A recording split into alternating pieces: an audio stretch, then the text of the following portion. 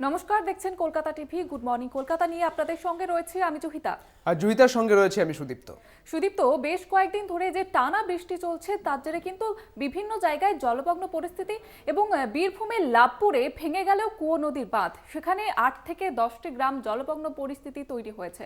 একদমই তাই, বীরভূমের লাভপুরের কুয়ো নদীর বাঁধ ভেঙে যাওয়ায় 8 থেকে 10টি গ্রাম জলমগ্ন। বীরভূমের লাভপুরে এলাকা পরিদর্শনে লাভপুরের ভিডিও গিয়েছেন এবং এলাকা পরিদর্শন করেছেন তিনি। এবং যেটা দেখেছি জুহিতা, যে গতকাল যে ছবি উঠে এসেছিল যে কঙ্কালীতলা পুরোপুরি ডুবে গিয়েছে সেখানে, এবং সেখানে মন্দিরের দর্শনার্থীদের এবং মন্দিরের পুরোহিতদের পুজোর জন্য জল পেরিয়ে আসতে হচ্ছিল এবং পঞ্চায়েতের পক্ষ থেকে কঙ্কালীতলার পুজো কিন্তু বন্ধ করে রাখা হয়েছে দর্শনার্থীদের জন্য। যদিও পুজো চলছে কিন্তু দর্শনার্থীরা আসতে পারছে না। পাশাপাশি বীরভূমের যে ছবিটা এখন উঠে আসছে, লাভপুরের ছবিটা তুমি দেখতে পাচ্ছ, দর্শকেরা দেখতে পাচ্ছেন যে এই বন্যা পরিস্থিতি তৈরি হয়েছে বীরভূমের লাভপুরে। কুয়ো নদীর বাঁধ ভেঙে গিয়ে লাভপুরের এই বন্যা পরিস্থিতি। একেবারে টানা যে বৃষ্টি চলছে বেশ কয়েকদিন ধরে, তার কিন্তু বিভিন্ন জায়গায়, শুধুমাত্র জেলায় নয় শহর কলকাতাতেও জলমগ্ন পরিস্থিতি, বন্যা পরিস্থিতি তৈরি হয়েছে জেলায় জেলায়, এবং বিভিন্ন নদীর বাঁধই কিন্তু ভেঙে গিয়েছে। এবার লাভপুরেও সেই ঘটনা ঘটেছে, কুয়ো নদীর বাঁধ ভেঙে বিপত্তি। একদমই তাই, এবং আরও ডিটেলসে জানার চেষ্টা করবো। আমাদের সঙ্গে রয়েছেন আমাদের প্রতিনিধি মনা বীরবংশী রয়েছেন আমাদের সঙ্গে। মনা, লাভপুরের যে পরিস্থিতি, অর্থাৎ কুয়ো নদীর বাঁধ ভেঙে গিয়ে যে পরিস্থিতি তৈরি হয়েছে, তাতে কি জানতে পারছো, এবং যে পাশের যে গ্রামগুলি রয়েছে তাদের সেই গ্রামগুলির কি অবস্থা রয়েছে এই মুহূর্তে? একেবারেই সুদীপ্ত, নিঃসন্দেহে এই মুহূর্তে দাঁড়িয়ে গুরুত্বপূর্ণ এবং বীরভূম জেলার ক্ষেত্রে সবচেয়ে বড় খবর। তুমি জানো যে বিগত বেশ কয়েকদিন ধরে একদিকে যেমন মেঘ ভাঙা বৃষ্টি, অপরদিকে আমরা দেখলাম বিভিন্ন জলাধার থেকে ছাড়া জল, এই দুয়ের দাপটে বীরভূমে কার্যত প্লাবন অবস্থা। এবং এই মুহূর্তের সবচেয়ে বড় খবর বীরভূম জেলায়, সেটি হচ্ছে লাভপুর ব্লকে বীরভূমের কুয়ে নদী, সেই কুয়ে নদীর কিন্তু বাঁধ ভেঙে গেছে। সুদীপ্ত, আমি একেবারে এই ঘটনাস্থলে গ্রাউন্ড জিরোতে রয়েছি এবং তোমাকে দেখানোর চেষ্টা করব সরাসরি যেখানে বাঁধটা ভেঙেছে। আমি রয়েছি নদী বাঁধের ঠিক সামনে, এবং দেখো এটি হচ্ছে লাভপুর ব্লকের ঠিবা অঞ্চল। সেই ঠিবা অঞ্চলের কুয়ে নদীর যে বাঁধ, সেই বাঁধের তালতলা বলে একটি জায়গা, সেখানেই বাঁধ কিন্তু ভেঙেছে। আমি তোমাকে দেখাচ্ছি এই মুহূর্তে দাঁড়িয়ে, সরাসরি দেখতে পাচ্ছ যে এখানে প্রায় 100 মিটারের কাছাকাছি কিন্তু বাঁধ কিন্তু ভেঙে গেছে। আমার যে ক্যামেরা পার্সন তাকে বলবো বাঁধকে একটু ছবিটা প্যান করে দেখানোর জন্য। দেখো বাঁধকে হচ্ছে, এই বাঁধকে তুমি দেখতে পাচ্ছ যতদূর চোখ যাচ্ছে শুধু জলই আর জল। এদিকে ঠিবা 1, ঠিবা, কান্দরকুলা, খাঁপুর, একাধিক গ্রাম, লাগনহাটা, একাধিক গ্রাম, প্রায় 8 থেকে 10টি গ্রাম জলমগ্ন, কিন্তু হেক্টরের পর হেক্টর, কয়েক হাজার হেক্টর ধান জমি জলের তলায়। ডান দিকে আমি একটু ছবিটা দেখানোর চেষ্টা করব। দেখো এই ডান দিকের যে ছবিটা রয়েছে এটি হচ্ছে কুয়ে নদী, এবং আমরা বাঁধের উপর দাঁড়িয়ে রয়েছি। বাঁধ ঠিক ভেঙে গেছে 100 মিটার। ইতিমধ্যেই লাভপুরের সমষ্টি উন্নয়ন আধিকারিক, ঠিবা যে অঞ্চল, সে অঞ্চলের জনপ্রতিনিধিরা চলে এসছেন। রাতভর তারা কিন্তু চিন্তায় ছিলেন যে বাঁধ যে ভাঙছে, মানে ভেঙে যাবে, এরা মানে আশঙ্কায় ছিলেন। এবং অবশ্যই আমার সঙ্গে রয়েছেন, আচ্ছা আপনারা তো খুব চিন্তায় ছিলেন রাতভর, চোখের পাতা এক করতে পারেননি হয়তো, শেষমেশ সে আশঙ্কায় আপনাদের সত্যি হলো, কি বলবেন?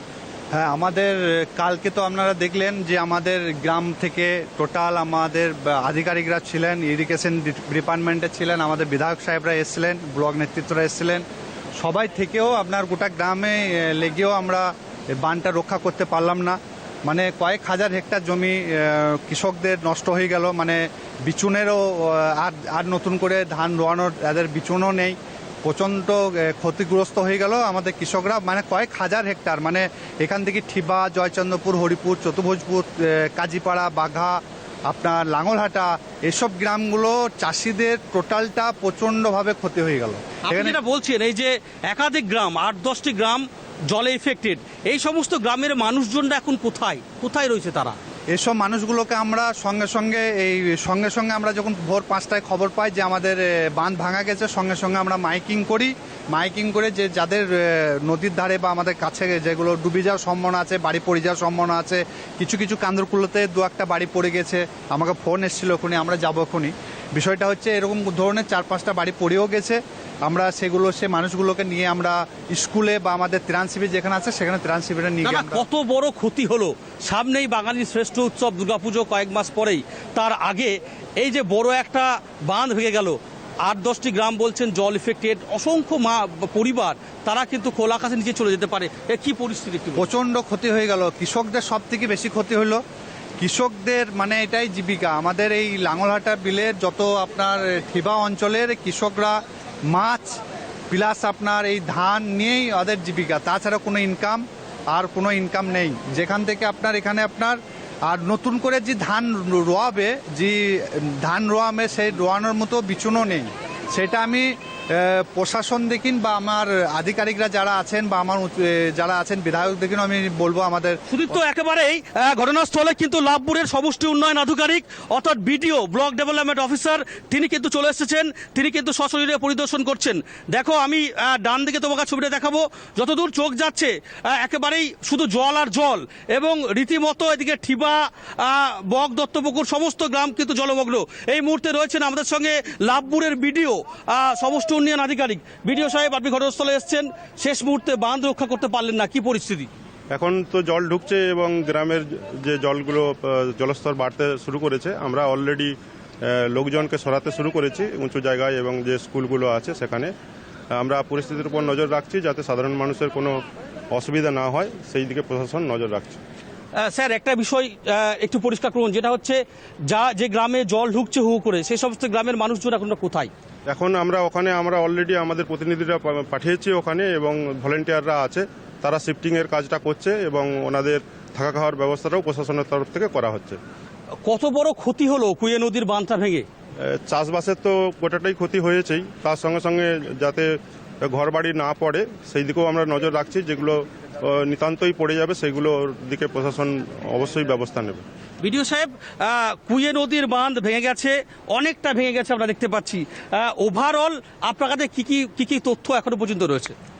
এইটা আমরা গতকালকে রাত পর্যন্ত পরিদর্শন করেছি, সেই সময় জলস্তর মোটামুটি কন্ট্রোলেই ছিল। কিন্তু যেটা খবর হয়েছে যে ভোরের দিকে বাঁধটা কোনোভাবে ভেঙে গেছে। প্রকৃতির কাছে আমরা হার মেনেছি। তো এইটা ভবিষ্যতে যাতে এরকম না হয় সেই জন্য আমরা ইরিগেশন দপ্তরের সঙ্গে যোগাযোগ করেছি এবং এমবেঙ্কমেন্টকে স্ট্রেংথেনিংয়ের ব্যবস্থা আমরা করছি যাতে সাধারণ মানুষদের ভবিষ্যতে কোনো অসুবিধা না হয়। সুদীপ্ত, তুমি বুঝতে পারছো একদমই তাই মনে হয়। জলথৈথের পরিস্থিতি লাভপুরের যে ছবিটি দেখালে, যেখানে কুয়ো নদীর বাঁধ ভেঙে গিয়েছে, সেখানে সমষ্টি উন্নয়ন আধিকারিক তিনি এসেছেন সেই পরিদর্শনে, এবং তিনি বলছেন যে নানান ব্যবস্থা করা হয়েছে যাতে স্থানীয় মানুষজন যারা রয়েছে, অর্থাৎ 8 থেকে 10টি গ্রাম যারা জলমগ্ন হয়ে গিয়েছে যে সমস্ত গ্রামগুলি, সেই সমস্ত গ্রামের বাসিন্দাদের জন্য ব্যবস্থা করা হয়েছে, এবং পরিদর্শনে এসেছেন সমষ্টি উন্নয়ন আধিকারিক। পাশাপাশি আরও কিছু ব্যবস্থা নেওয়া হয়েছে। দেখতে পেলেন যে জলথৈথের পরিস্থিতি বীরভূমের লাভপুর।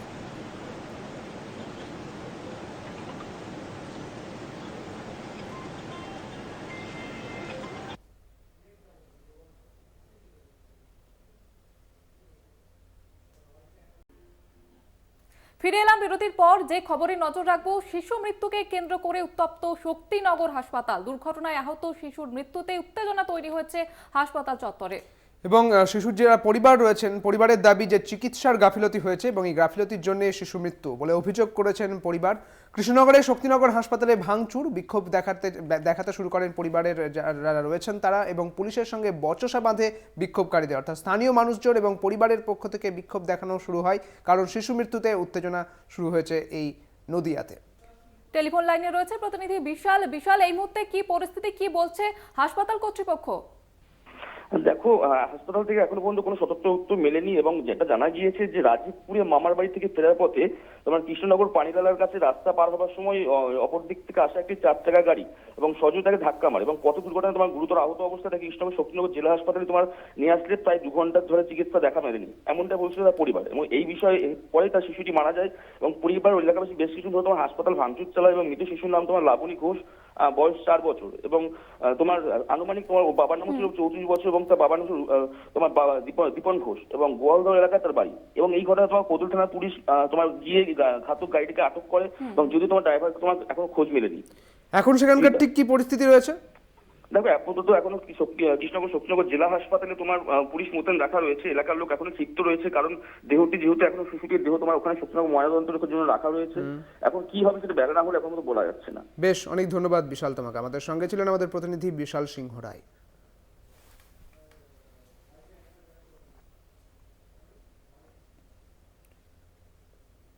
আর অন্যদিকে রামপুরহাটে চিকিৎসার গাফিলতি এবং এই অভিযোগে ধুন্ধুমার পরিস্থিতি তৈরি হয়েছে রামপুরহাট মেডিকেল কলেজ হাসপাতালে। ভাঙচুর করা হয়েছে, ভাঙচুর পরিস্থিতি একেবারে উত্তাল সেখানে। একেবারে, এবং এখানেও একই ছবি লক্ষ্য করা যাচ্ছে, রীতিমতো বিক্ষিপ্ত হয়ে পড়েন পরিবারের লোকজন এবং ভাঙচুর শুরু করা হয়। সেখানে পৌঁছে যায় পুলিশ বাহিনী এবং শনিবার রাতে বেশ কয়েকজনকে এই ঘটনার জন্য আটকও কিন্তু করা হয়েছে পুলিশের তরফ থেকে। রামপুরহাট মেডিকেল কলেজ হাসপাতালের ছবিটা আপনারা দেখতে পাচ্ছেন, সেখানেও কালকে রাতে কিন্তু উত্তেজনা তৈরি হয়, সেখানেও চিকিৎসার গাফিলতির অভিযোগ করছে। একদমই তাই, দেখতে পাচ্ছেন প্রথম খবর কলকাতা টিভির পর্দায়, যেখানে হাসপাতাল চত্বর ভেঙে দেওয়া হয়েছে। হাসপাতালের ভেতরে বেশ কিছু ভাঙচুরের ছবি আপনাদের দেখাচ্ছি। সেখানে বিক্ষোভকারীরা রয়েছেন, বিক্ষোভ দেখাচ্ছেন তারা।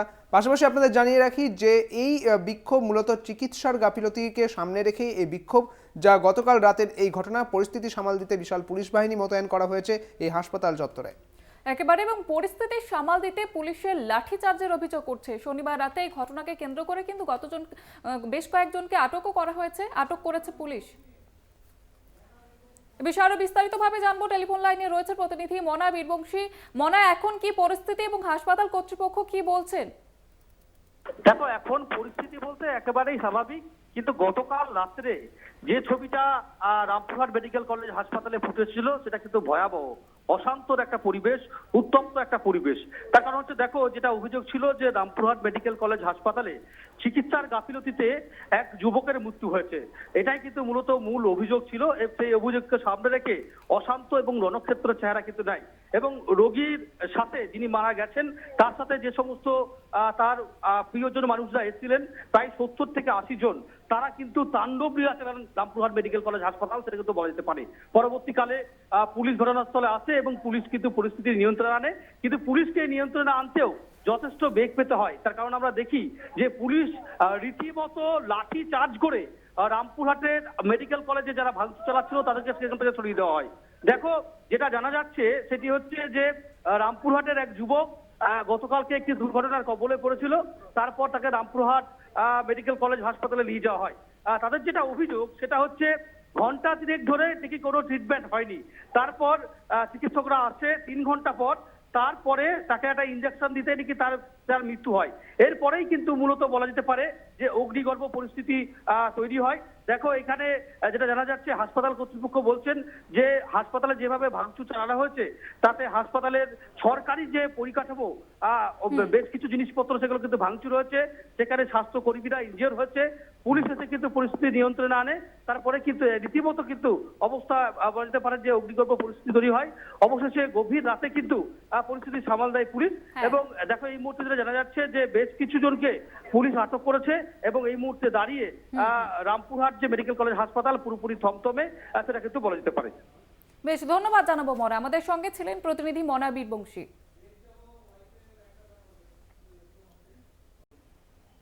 ফিরে এলাম বিরতির পর। ওয়েনারের প্রাণের খোঁজে চলছে খোঁজ এবং 5 দিন 6 দিন পেরিয়ে যাওয়ার পরেও চলছে উদ্ধার কাজ।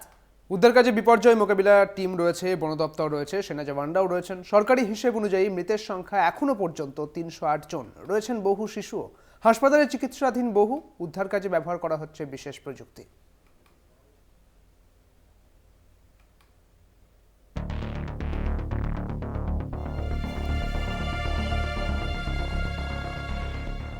পাঁচ দিন পেরিয়েও ধস বিধ্বস্ত ওয়েনারে জারি উদ্ধার কাজ।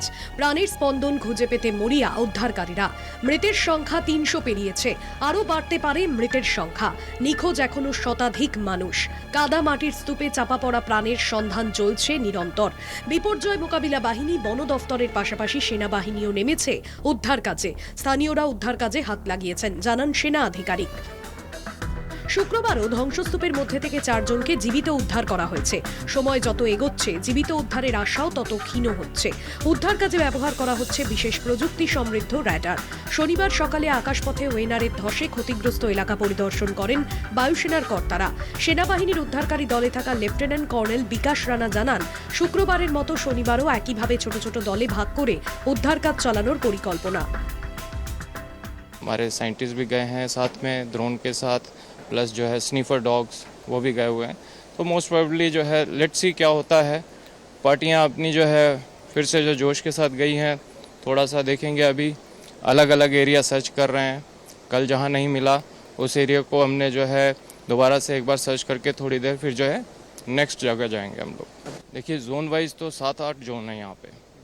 तो हमारे को जो टास्क मिला है वो ऊपर वाला जोन है, जो कि मंडकई एक विलेज है और पुंजरीमतम एक विलेज है। तो वहाँ दोनों जगह है।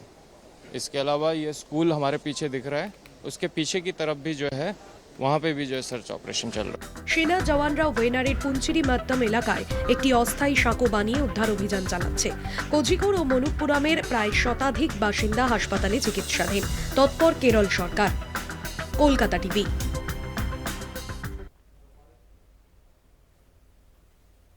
দেখো জুইতা, তুমি জানো যে 16 জুলাই থেকে বাংলাদেশে সংরক্ষণের যে আইন, সেই সংরক্ষণ আইনের সংস্কারের জন্য আন্দোলন চলছিল। আর এবার ইউনিসেফের রিপোর্টে চাঞ্চল্যকর তথ্য। বাংলাদেশের সংরক্ষণ সংস্কার আন্দোলনের মৃত্যু হয়েছে কমপক্ষে 32 জন শিশুর। ঘটনায় নিন্দায় সরব হয়েছে রাষ্ট্রসংঘ। পরিস্থিতি এখনো অশান্ত। আবারও সরকার বিরোধী আন্দোলনে নেমেছে সংরক্ষণ সংস্কার আন্দোলনকারীরা। আন্দোলনকারীদের সঙ্গে এ নিয়ে প্রধানমন্ত্রী শেখ হাসিনা আলোচনা করতে চাইলেও সেই আহ্বান প্রত্যাখ্যান করেছেন আন্দোলনকারীরা।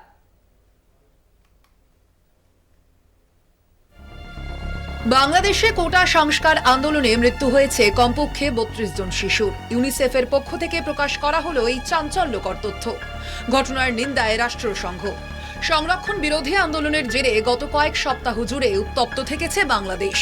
সরকারি হিসাব অনুযায়ী এই সহিংস আন্দোলনে নিহত হয়েছেন 1.5 শতাধিক। ঢাকার বাইরে সবথেকে বেশি সংঘর্ষ ও সহিংসতার ঘটনা ঘটেছে নরসিংদীতে।